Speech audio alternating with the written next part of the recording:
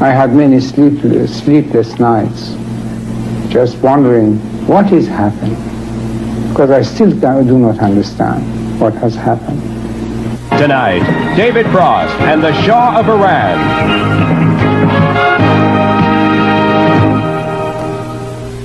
It has been exactly a year and a day since the Shah of Iran went into exile. It has been 75 days since the Americans at the U.S. Embassy were taken hostage. They are still being held as ransom for the return of the Shah to face charges of mass murder and corruption. The Shah of Iran has granted an exclusive interview to British journalist David Frost on the island of Contadora in the Republic of Panama. ABC News arranged to broadcast portions of that extensive interview. We want to make it clear that the Shah received no money for the interview and that he imposed no ground rules or restrictions. ABC News has full editorial control for our broadcast. We thought it was important to broadcast the voice at the center of the controversy, the man for whose return the hostages are being held, who would not speak until now, and now says he will not give another interview. David Frost is in our ABC newsroom in Los Angeles. David, first of all, what was your main objective in seeking this interview? Two, I think, Hugh, really. First of all, to find how he'd respond to that torrent of charges you mentioned, his side of the story, as it were. And secondly, to try and provide a sort of up-to-date insight into the man himself, if we possibly could. Of course, we started with the headlines, and you'll notice in the first answer that although the Shah's English is very good, it's his third language, but it's very, very good, nevertheless, at one point, he pronounces one word where he says important when he means impotent, or it sounds that way, and he meant impotent. That was when I asked him a question in the current headlines, what his reaction was to the proposal for some form of UN tribunal to judge him. I asked him for his reaction. Well, in the Foreign Minister's interview in Newsweek, he claims he has proof that the Shah contributed money, I don't know through whom, but anyway, contributed money to the political campaigns of President Nixon and Ford, and that he lavished expensive gifts on dozens of prominent American and European political figures. Is that true? That's ridiculous. He won't be able to provide evidence of that. First of all, how? Secondly, it's not a question of being a member of the royal family. Anybody who was in a deal, first of all, I'm not very familiar with that case. Secondly, is that anybody who is in a deal, regardless of his position, would receive the same share. What I meant really was, I guess, that it's impossible to know everything, I guess. And that if, for instance, in the case you hadn't heard about, the Textron case,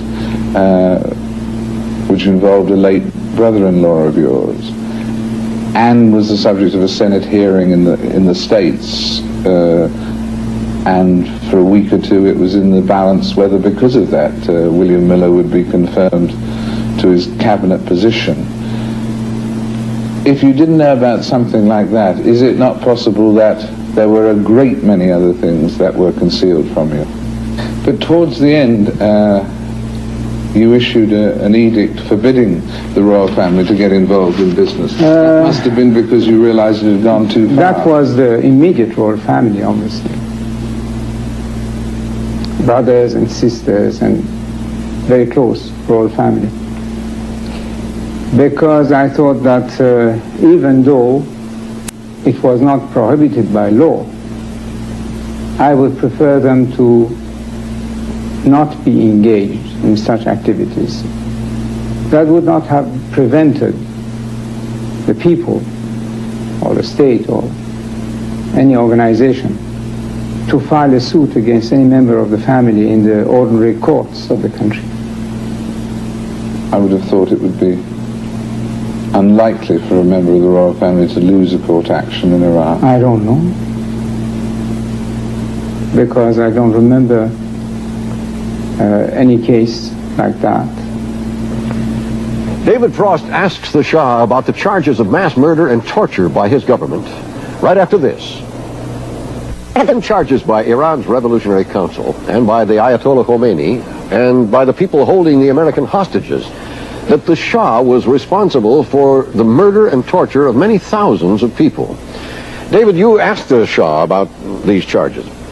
Yes, repression in general, but SAVAK, the Shah's secret police in particular, and I began by reading the Shah part of a pro-Khomeini advertisement from the New York Times. He massacred innumerable people on June the 5th, 1963. Since then he has probably killed more than 100,000 people. As a result of his brutality, thousands of others have also been injured. But was it true to say that the SAVAK guys in the United States were more active in the sense of going out on campuses and so on, where there were Iranian students and so on? Possibly.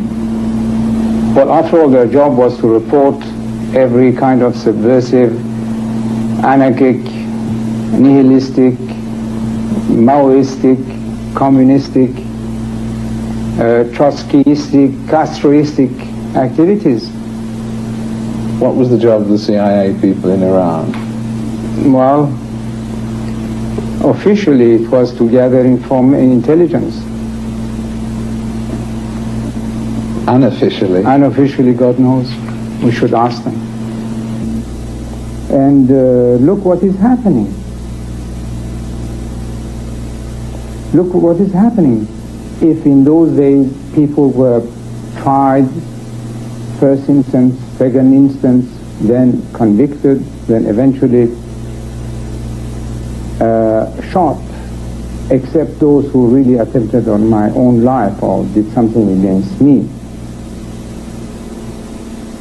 Now they are just shot without trial. I think that now the official number is over 700. God knows how many have been liquidated. How many people are in jail today? 1.5 million people, Iranians, have left the country. Not only the rich people, but the best brains of the country, the best minds of the country. They have all left. Everybody who can leave the country is leaving the country. I'm still surprised. I can't still accept that the Iranian, with their mentality, with their intelligence, would willingly commit harakiri and go back at least 1,500 years. Shah of Iran lays some of the blame for his downfall on American oil companies when his talk with David Frost continues right after this. When powerful men rule, their hold on the reins of government seem unchallengeable. And when they suddenly are toppled and fall from power, there is surprise and shock and a lot of questions and lots of blame. David, the Shah places some blame for his exile on the island of Contadora in the Republic of Panama and for his overthrow on American interests. Isn't that right? Yes, he does, Hugh. Although he admits there were errors of his own making, whenever he turns to the subject of the final days, there's that continuing theme of either betrayal or, as here, conspiracy.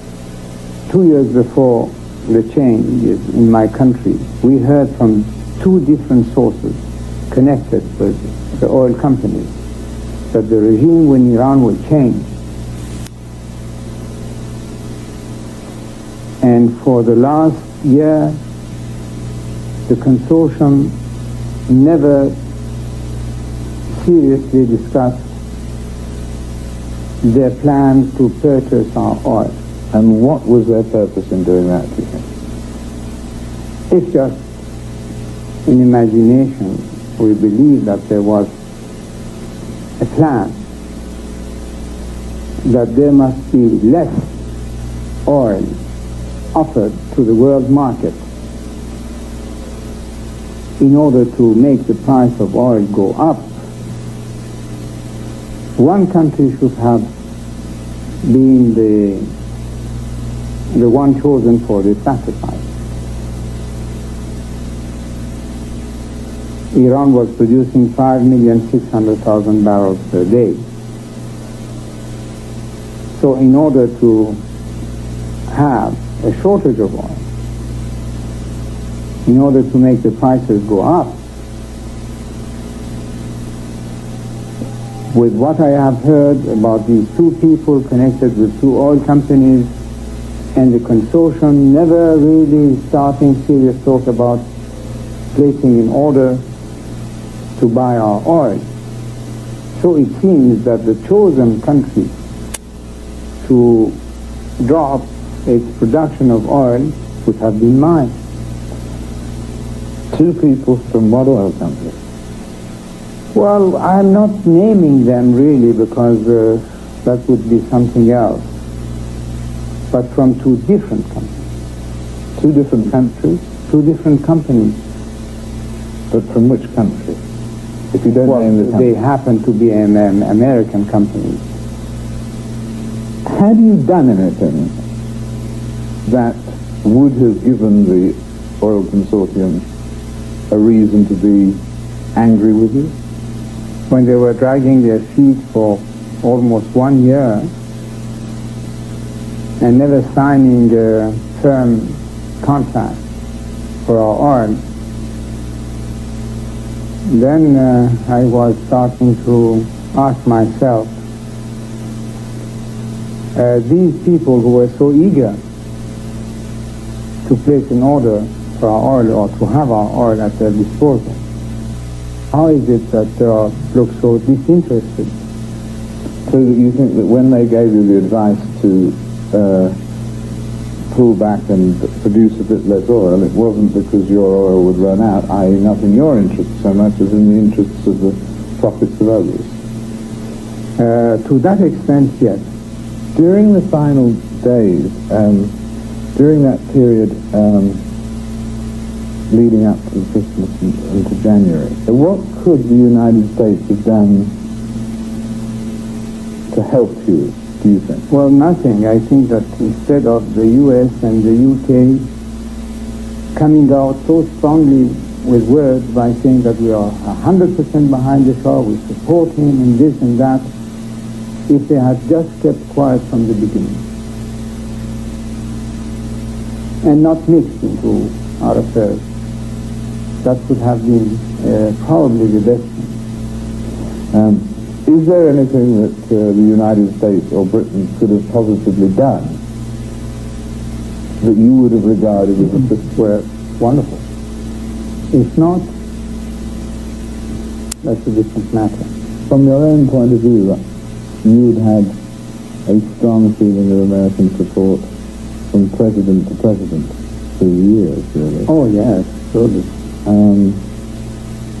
Did you feel as secure in the beginning of 1978? The assurances were there. What can be done now, do you think? Would security be assisted by the Americans establishing some sort of physical presence? I mean, security where? In the Gulf or the Somalia area, or? Yes. How many? How many? As I said, we would have had 760,000 first-class troops.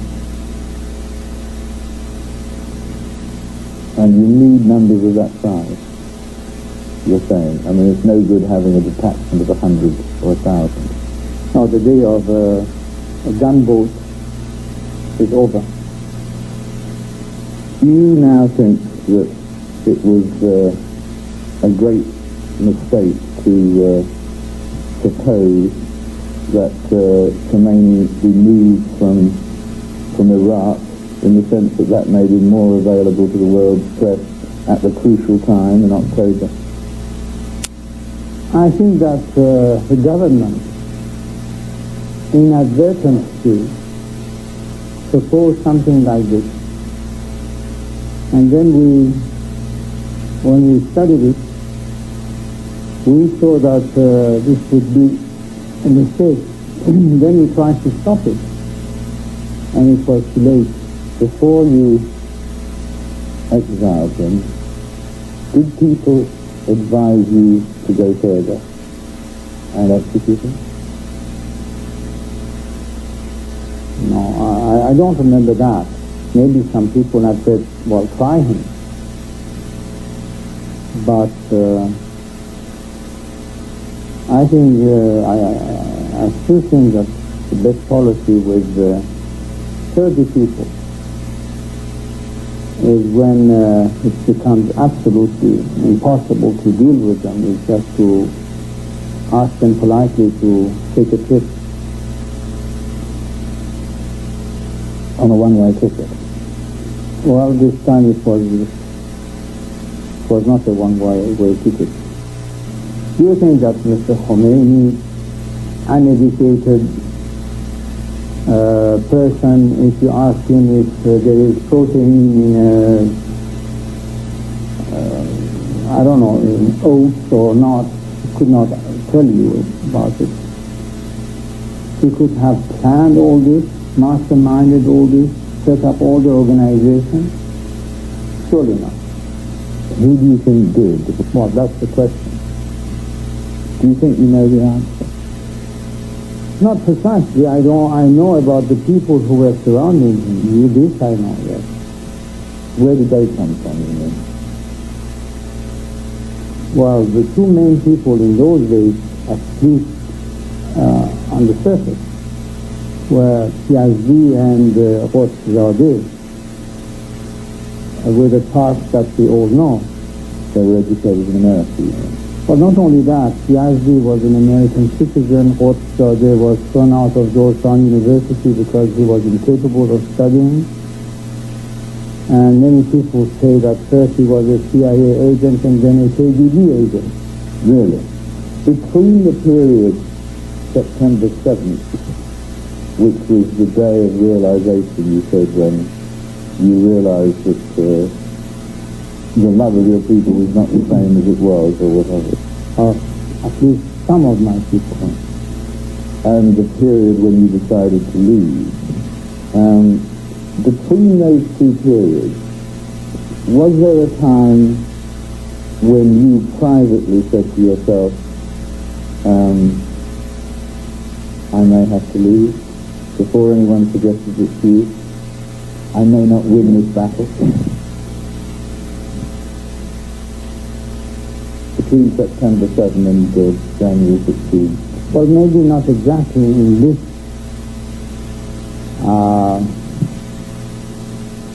concept, but I had many sleepless nights, just wondering what is happening, because I still do not understand what has happened. Questioning, what is going on? It was not so much a question that I was thinking that it was time to go. I was rather thinking that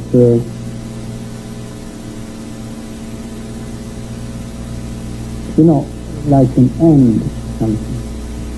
Without thinking of going, you think maybe this is the end of an era. Or something. Of an era, or something. During the final days of your rule, he didn't notify you, I don't think, of his arrival, and indeed one of your colleagues, General غربی, said of General Heiser threw the emperor out of the country like a dead mouse. What was it all about? Well, to the extent that I will permit myself to be expressive, is that I can say that for the first 2 days, I don't remember exactly how many days, I did not even know of his presence there.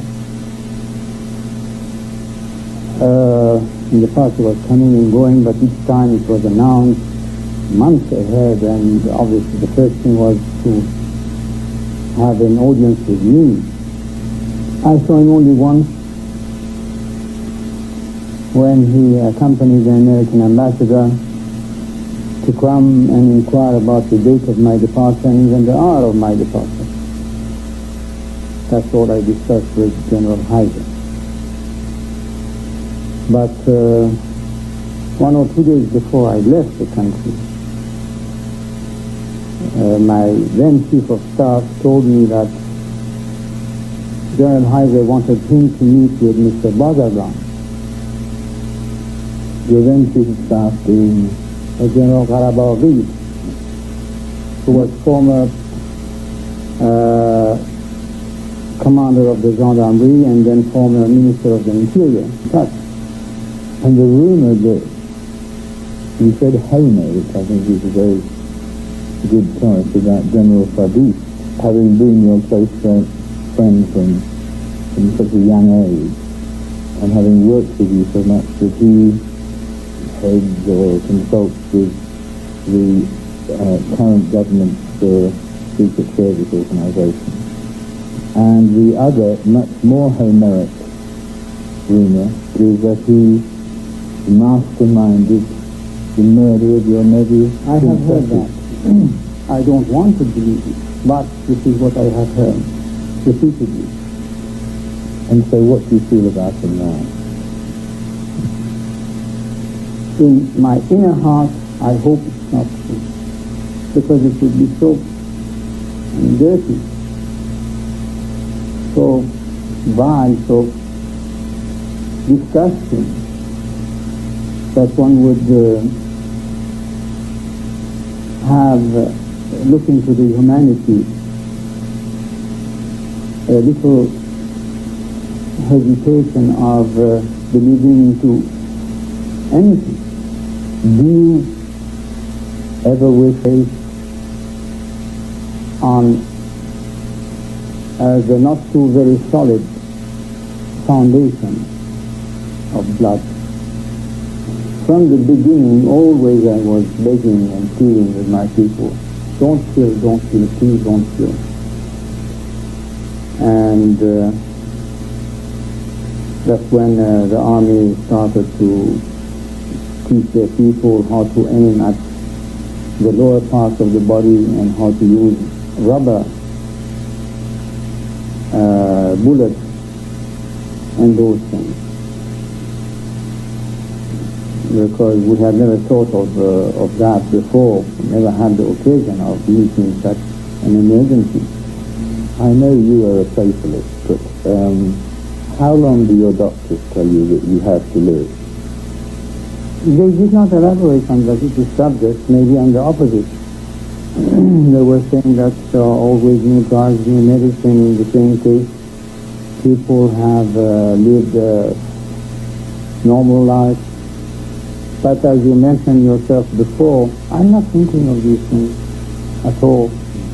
I can only say that, well, I performed my duty until the time that it was assigned to me, and probably that time was over. When I committed, I think, the mistake of changing the arms of our government and precipitate the liberalization program, I wanted to create, as I said, a coalition to form a national government representing all shades, especially the opposition people. I tried very hard, and I worked very hard on that, but it did not come true. And do you think that Mr. Sharif Imami initially at the beginning did the right things or not? Well, you can say yes and you can say no, because it was surrendering on all fronts to everyone, opening the jails and giving freedom to all, and at the same time asking for martial law. So it was a mockery. We had officially the martial law, but it was not put into practice. At what point, you said yesterday from September onwards, but was it really from when Sharif Imami was appointed? At what point did you decide to step back? I mean, Sharif Imami's actions were his actions, yes, or your actions? You know, this government, they started today on their own completely. He would come and see me, obviously. He would telephone to me. I would telephone to him. But the question of what the system that used to work before was absolutely changed. They would adopt and decide about things that they would never even report to me. You ask me why they are concentrating so much against me, my person, and accusing me of mass murdering or even money manipulation, which is very far from my nature. The adopting this Nazi-like propaganda is something quite curious. It comes in the picture that the man there now, you see, he doesn't want to hear about the history of our country one day before he came back to Tehran a year ago and took over. He says the history of the country does not exist. There has not been a single good king in the history of Iran. So he thinks that the history of Iran starts with him on whatever it was, February of 1979. That's why they are concentrating so much on me, because I was the king. The history of Iran must disappear. With I as a king, with the other kings, with everything that existed before February 1979. A patriot must think of the future. I'm thinking of the year 2000. If we kept our youth and our population out of the orbit of the new technology, how could we be competitive with the rest of the world in the year 2000? Unless we are ready to fall in the category of the 5th or 6th grade nations. Now they say that boys of 15 and girls of 13 could marry. Our population explosion is 3.2 already. Soon it will become, I don't know, in the category of 5 to 6%. How are they going to feed these masses? Especially if what now is making the wheels turn somewhat, that is oil money, will be finished. It's only through technology and mastering the science, and the future of the world is based on technology and science. And this is only in the Western world that you could find. So the man is not thinking of the country or its future, only about his hatred against me. I'm thinking of the country, of our people, of our future, and he's just want to destroy what I am. That's the difference. And when I tell you, Mr. Frost, that I still cannot understand, I will repeat that again.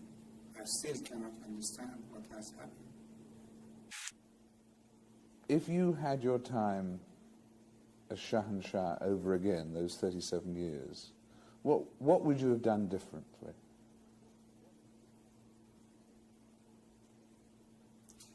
Well, now probably I will say a few things, because something went wrong, obviously. And in addition of either saying the truth or making yourself excuses and all kind of things to defend yourself against the failures, but probably in addition to all the intrigues from within and without, something had gone wrong. And this is what I think about. I have recently published a book in which I elaborate on some of these subjects, but I will tell you now that either we started a little too late the liberalization program, or we started a little too early and too fast. Either we should have started it in 1973 instead of 75 or 6, or at a time of crisis, when we were seeing that things were moving in the direction of complete chaos and anarchy, then to take our time, first to re-establish law, order, and the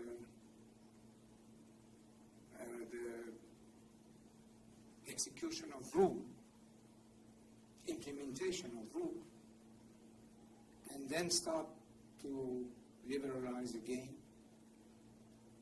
It's one of those two things, but I was following my inner instincts. How do you think future generations of Iranians will view your 37 years? The truth and the reality of history could not be kept always in the shadows. That is impossible. Truth will come out in any case, sooner or later. And at that point, in 50 years' time, how will future Iranians judge you? 50 years, I hope it will be sooner than that. Well, whenever, I was saying, how will your people, after a period, judge you?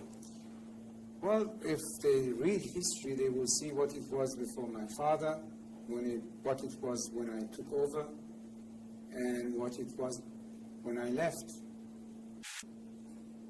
Do you feel that your people let you down, or that you let your people down?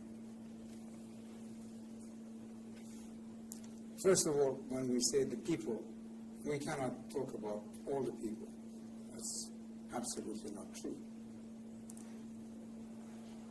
Now, I can say that the silent majority remains silent. And if I let my people down, it was for the purpose that I tried to explain, that a king cannot be a dictator and that a throne could not be based on blood. This is my only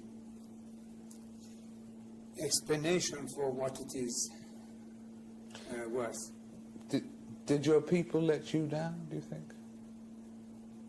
Well, the majority remains silent.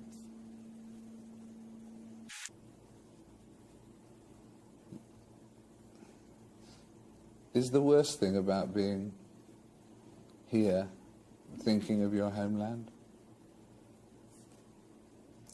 Well, here or anywhere outside my country is the same. The question is that you cannot stop thinking about your own country. What do you miss most about it?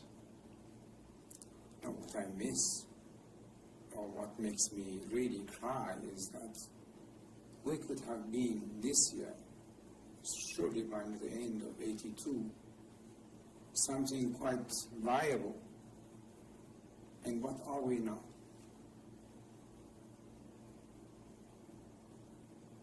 What has it served? The religion? Democracy? Human rights? The rule of the people? And thank you very much. Thank you.